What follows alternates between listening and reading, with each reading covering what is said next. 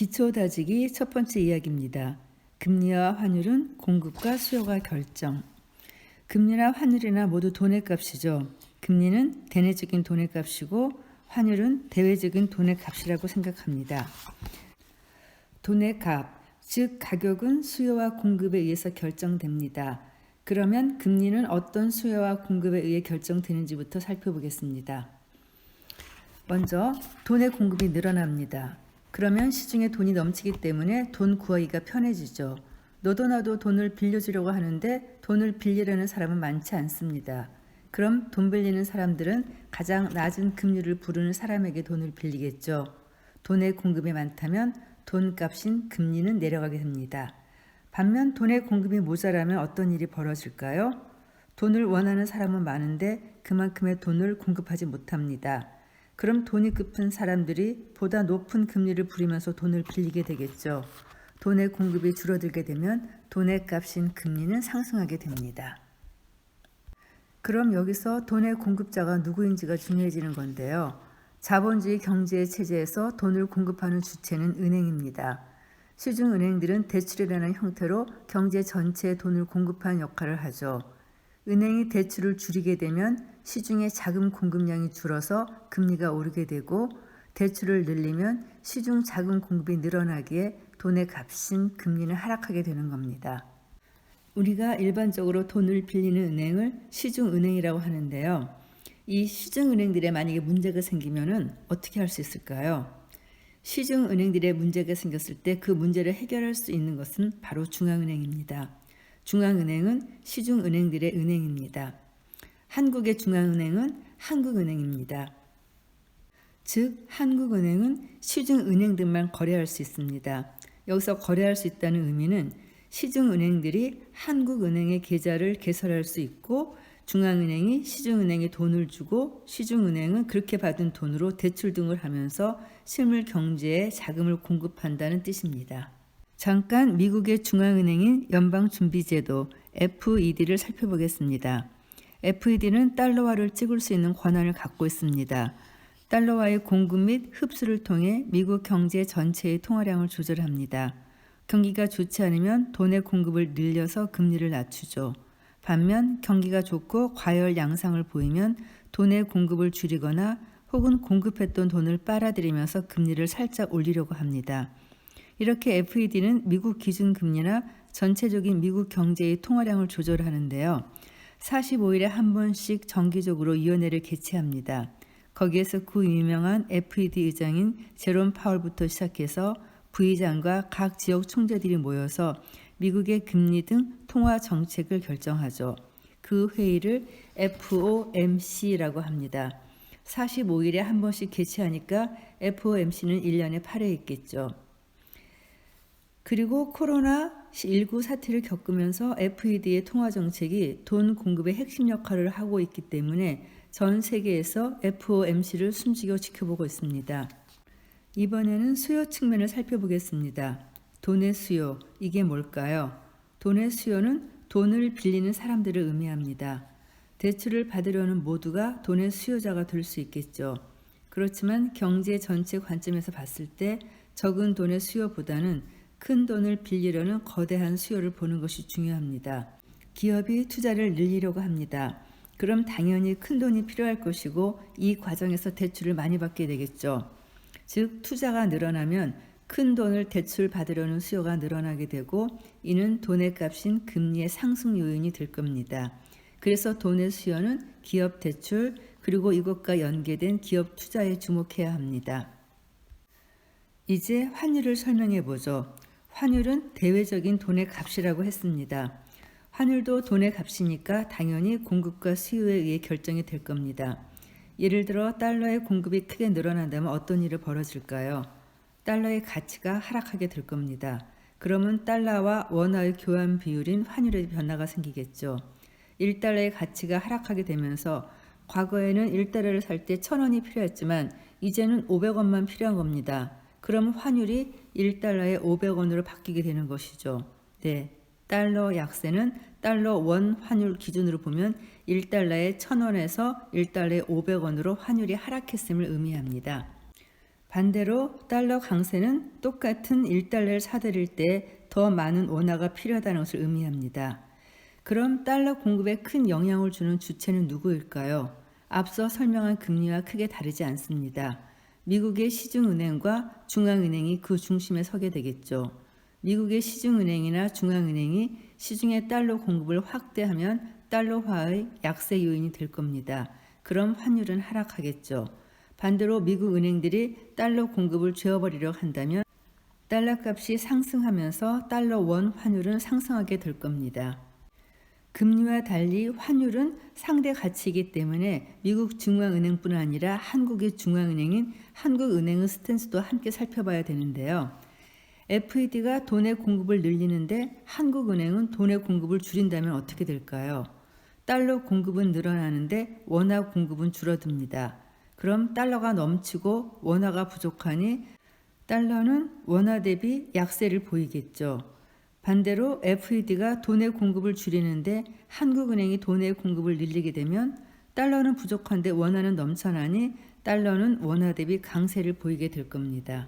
마지막으로는 환율의 수요 요인입니다. 여기서는 성장과 금리라는 이야기가 나옵니다. 미국이 금리를 인상합니다. 당연히 미국 돈인 달러를 보유했을 때 받을 수 있는 이자가 늘어난 만큼 달러의 매력이 높아지겠죠. 누구나 매력 있는 달러를 사려고 할 겁니다. 그럼 너도 나도 원화를 팔고 달러를 사들일 테니 달러 가치가 상승하고 원화 가치는 하락하겠죠.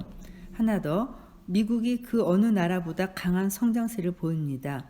누구나 미국에 투자해서 그 성장의 과실을 얻고 싶습니다. 그럼 너도 나도 원화를 팔고 달러를 사들이게 되겠죠. 달러는 강세를 보이고 원화는 약세를 보일 것입니다.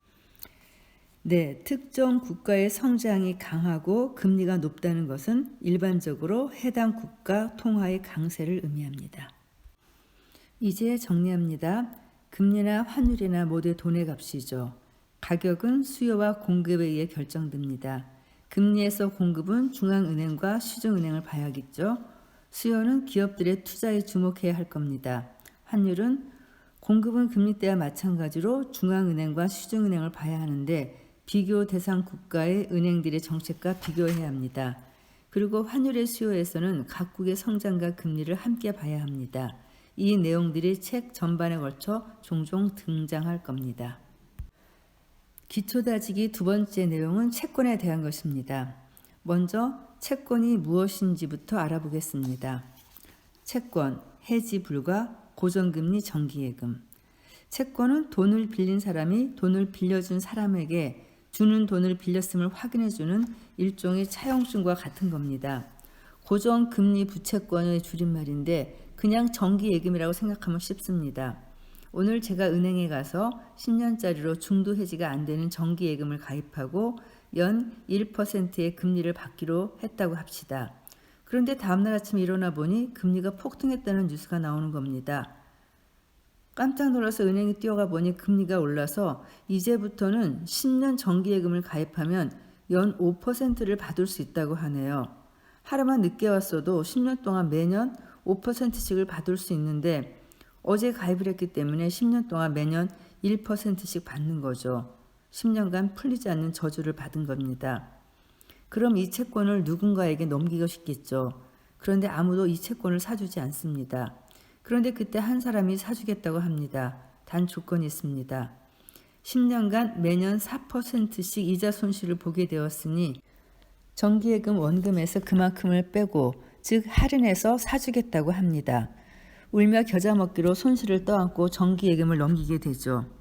네, 금리가 뛰면 채권의 가격은 하락합니다. 채권이 고정금리 부채권이기 때문에 그렇습니다. 하나 더, 장기 채권의 경우 그 손실폭이 더 큽니다. 그럼 이번에는 가장 안전한 채권이라고 불리는 국채를 살펴보겠습니다. 국채는 국가가 돈을 빌리고 난 후 국가에 돈을 빌려준 사람들에게 제공하는 차용증입니다. 국가가 돈을 빌린 것인 만큼 그 돈을 갚지 않을 가능성은 그리 높지 않겠죠. 채무자가 국가이기 때문에 국가가 발행한 국채는 채권들 중에서 가장 안전하다고 할 수 있을 겁니다. 그래서 국채 중에서도 선진국, 특히 미국의 국채가 전 세계에서 가장 안전하다고 평가를 받는 겁니다. 반면 그리스나 아르헨티나처럼 디포트를 선언한 나라도 있죠. 그럼 신흥국인 아르헨티나처럼 다소 불안한 자산으로 평가받는 그런 국채에 왜 투자를 할까라는 생각이 들 겁니다. 신흥국은 불안한 만큼 금리를 더 얹어줍니다. 미국 국채금리가 1, 2% 수준일 때 신흥국 국채금리는 5%를 넘는 것도 많이 볼 수 있죠. 투자자들은 다소 불안하지만 그 불안함을 무릅쓴 만큼 더 높은 금리를 받게 됩니다. 혹시 고위험 고수익이라는 이야기를 들어본 적이 있나요? 보다 큰 위험을 감수할수록 보다 높은 수익을 기대할 수 있다는 말이죠. 국채시장에서도 고위험 고수익이라는 말이 그대로 통용됩니다. 그럼 회사채는 무엇일까요? 국가가 아닌 회사가 돈을 빌리고 차용증을 써준 것을 회사채라고 합니다. 국가에 따라 국채의 성격이 조금씩 달랐던 것처럼 회사채라고 모두 똑같은 회사채가 아닙니다. 워낙 많은 기업이 회사채를 발행하기 때문에 각 기업의 신용도를 체크할 필요가 있습니다. 그런데 누가 그 신용도를 평가할 수 있을까요? 평가하는 기준에 따라 그리고 누가 평가하는지에 따라 기업의 신용도가 사뭇 다르게 보일 수 있습니다. 그래서 공신력 있는 신용평가 회사가 등장했죠. 종종 언론에 회자되는 스탠다드 앤 푸어스나 무디스, 피치 같은 세계적인 신용평가 회사들이 바로 여기에 해당합니다. 이들이 기업을 평가할 때는 일정 수준 안정적인 기업들의 회사채 그룹을 투자 등급 회사채로 분류하고요. 투자 등급 회사채에 미치지 못하는 신용을 가진 기업의 회사채를 투기 등급 회사채로 분류합니다. 전자는 재무 상태가 우량한 기업, 후자는 상대적으로 재무 구조가 취약한 기업이 발행한 회사채를 가리킵니다. 국채와 마찬가지로 회사채도 신용도가 낮은 만큼 위험도가 높은 만큼 보다 높은 이자를 줍니다. 고위험, 고수익을 안겨주는 것이죠. 그래서 높은 금리를 주는 투기 등급 회사채를 고수익 채권 혹은 하이 일드 채권 혹은 정크본드라고 부르죠. 신용도가 낮을수록 더 높은 금리를 받을 수 있어서 이런 이름들이 붙은 것이라 생각하면 됩니다. 기업이 돈을 빌리는 방법은 두 가지가 있는데요.